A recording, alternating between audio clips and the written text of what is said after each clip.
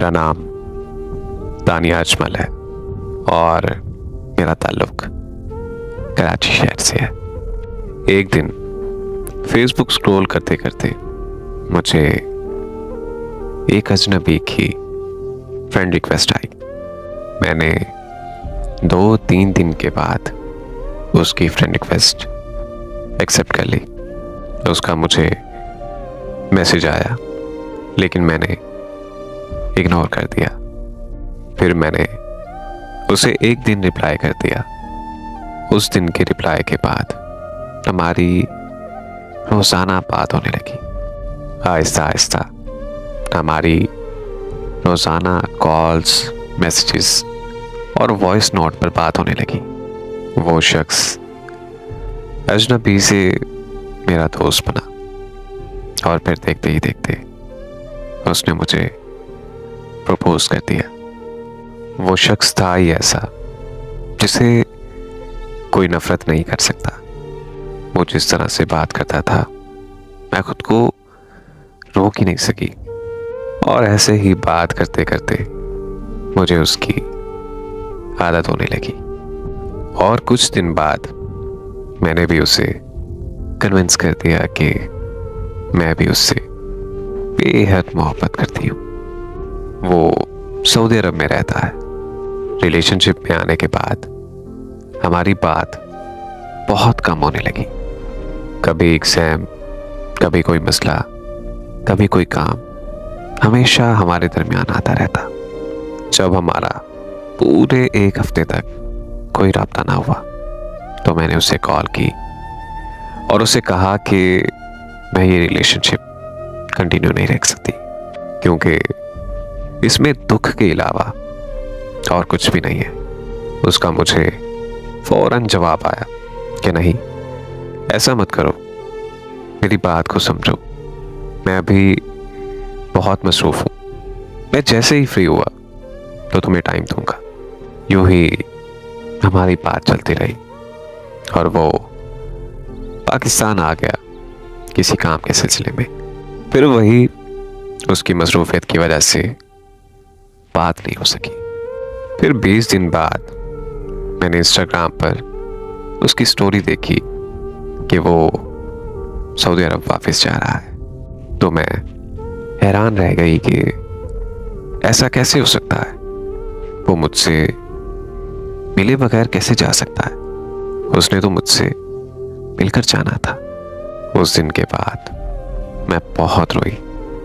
उसे मैसेजेस करती रही, कॉल करती रही, लेकिन उसने मेरी बात का जवाब नहीं दिया। एक दिन उसने मुझे कॉल करके कहा कि वो किसी काम के सिलसिले में अर्जेंटली वापस गया है। उसके बाबा उसकी कज़न से उसकी शादी करवाने वाले थे। मैंने उसे कहा कि अगर तुम उनकी बात मान के उससे शादी कर लेते तो मेरा क्या बनता। उसने कहा नहीं, ऐसा कभी नहीं होगा। मैं सिर्फ तुम्हारा ही हूं और तुम्हारा ही रहूंगा।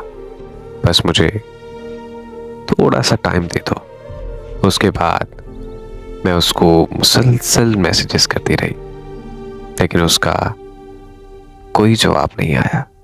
फिर एक दिन मैंने अचानक से उसे इंस्टाग्राम पर ऑनलाइन देखा तो मैंने ये देखते ही उसका स्क्रीनशॉट लेकर उसे सेंड कर दिया और उसे ये कहा कि तुम्हारे पास इंस्टाग्राम चलाने का टाइम है लेकिन मुझसे बात करने का नहीं।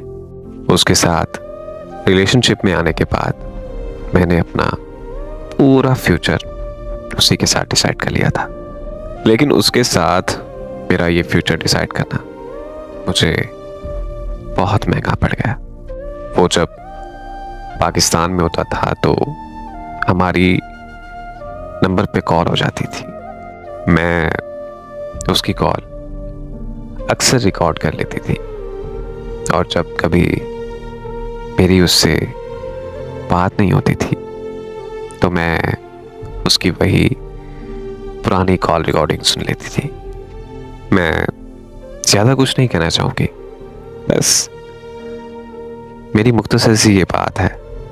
मेरी सब लड़कियों से सिर्फ एक ही गुजारिश है कि जब किसी लड़के को छोड़ने का इरादा कर लो तो उसे उसी वक्त छोड़ दो।